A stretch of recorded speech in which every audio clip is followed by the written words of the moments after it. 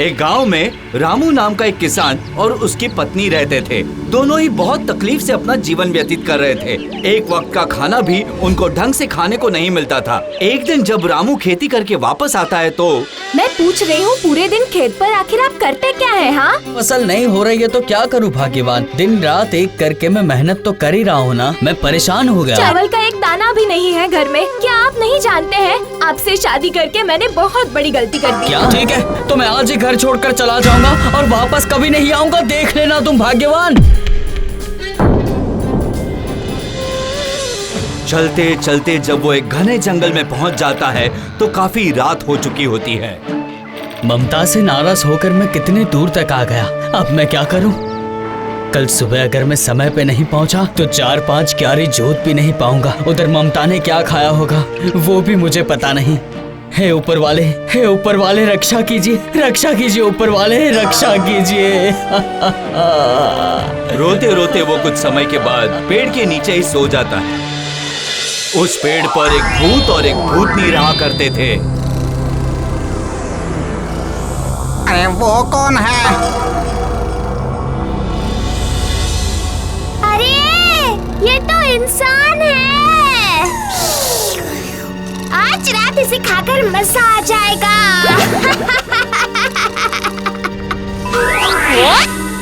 ए, तुम कौन हो? तुम्हें हम लोग खा जाएंगे। कौन? तुम लोग कौन हो? हम भूत हैं, भूत। अच्छा ठीक है, अगर तुम लोग मुझे खाना चाहते हो तो मुझे खा लो, लेकिन अगर मैं मर गया तो मेरी पत्नी का क्या होगा? हाँ, मैं खाना खाऊं इसलिए वो कितने दिनों से भूखी है। दया करो। ऐसा इंसान तो मैंने आज तक नहीं देखा। ना, मैं इसे नहीं मार पाऊंगी। तुम्हें किस बात की तकलीफ है बताओ? मैं क्या बताऊं अपनी फूटी किस्मत के बारे में। कुछ दिनों से फसल नहीं हो रही है, जमीन में खेती नहीं कर पा रहा हूँ और अपनी पत्नी को खाना तक नहीं दे पा रहा हूँ। बाप रे, कितनी तकलीफ है इसे। अजी सुनिए, आप कुछ तो कीजिए। ये लो, मैं तुम्हें भूतों का एक जादुई बीज दे रहा हूँ।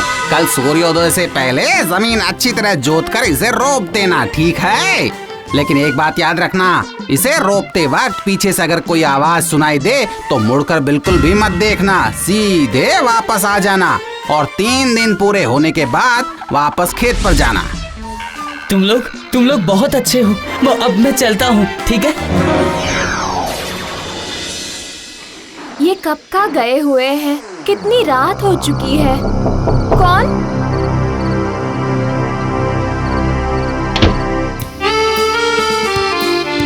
अजी आप वापस आ गए?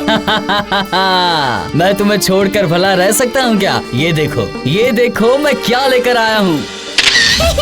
तुम्हें किस बात की तकलीफ है बताओ? कुछ दिनों से फसल नहीं हो रही है, जमीन में खेती नहीं कर पा रहा हूँ, अपनी पत्नी को खाना तक नहीं दे पा रहा हूँ। अरे बाप रे, आप कुछ तो कीजिए ना। ये लो, मैं तुम्हें भूतों का एक जादुई बीज दे रहा हूँ। कल सूर्योदय से पहले जमीन अच्छी तरह जोतकर इसे रोप देना, ठीक है? अजी, ये भूतों ने जो धान के बीज दिए हैं वो फलेंगे तो सही ना? हाँ, आजमा लेते हैं। उसके बाद उस दिन रामू और उसकी पत्नी की पूरी रात चिंता में ही कट गई। अगले दिन सूर्योदय से पहले रामू भूतों से मिले हुए धान के बीज लेकर खेत पर चला गया। भूतों के कहे अनुसार जमीन जोतकर बीज की रुपाई करते करते सुबह हो गई और ठीक उसी वक्त। क्यों जी, काफी वक्त हो गया, अब तो खाना खाने चलो। नहीं, पीछे मुड़ के नहीं देख सकता मैं। अरे खा लीजिए ना। अब मेरा काम खत्म हो गया, बीज की रुपाई हो गई। मैं जानता हूँ ममता यहाँ नहीं आई थी। अच्छा हुआ कि भूतों की बात मुझे याद आ गई।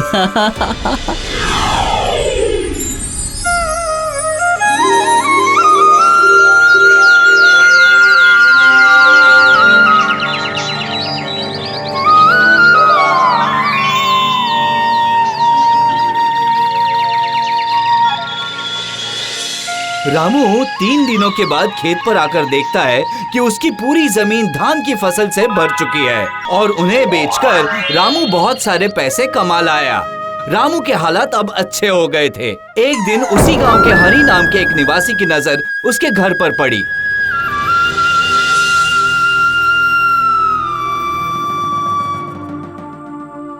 अजी सुनते हो, पता है क्या हुआ है? वो रामू है ना, उसकी पत्नी तालाब पर आई थी।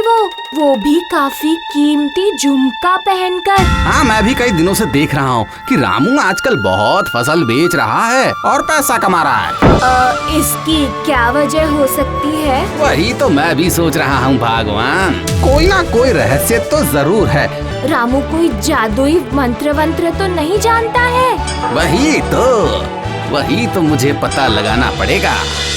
एक दिन रामू किसान के घर पर गांव के सभी लोगों को निमंत्रण दिया गया। हरि भी अपनी पत्नी को वहां लेकर गया। खाना पीना हो जाने के बाद बिल्कुल योजना बनाकर हरि की पत्नी ने रामू की पत्नी से सारी बातें जान ली।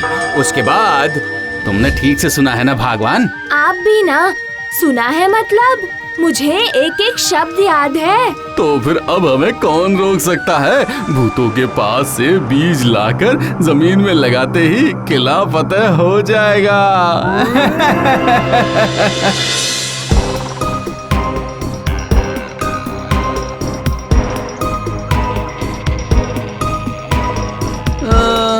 लग रहा है कि ये वही पेड़ है।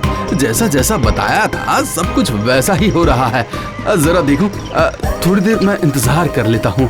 आधी रात में ही सारे भूत प्रेत उड़ उड़ करके आएंगे और उसके बाद मुझे तो इंसान की खुशबू आ रही है। सही कहा। आहा, क्या खुशबू है! इंसान की खुशबू से ही तो मुंह में पानी आ जाता है।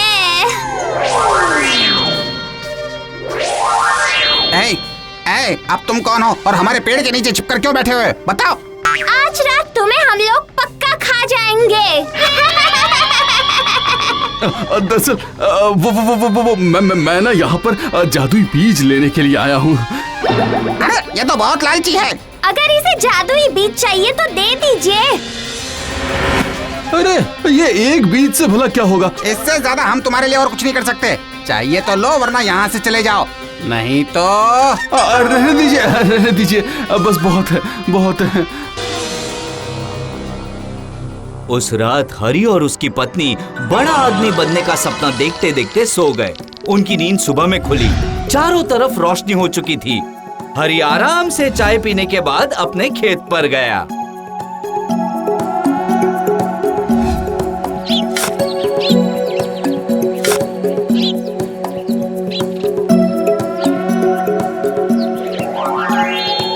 अजी, काफी समय हो गया है। आपके लिए पुलाव लेकर आई हूँ, खाएंगे नहीं? दो भाग्यवान दो। अरे ये कहाँ चली गई? अभी तो यहीं पर ही थी। अरे कहाँ गई? तुम बहुत लालची हो, आज तुम मेरे हाथ लग ही गए। नहीं। अरे बाप रे, मेरी बीवी तो राक्षस बन चुकी है। अब मैं क्या करूँगा? कहाँ जाऊँ? अरे बचाओ! अरे कोई मुझे बचाओ! कोई है?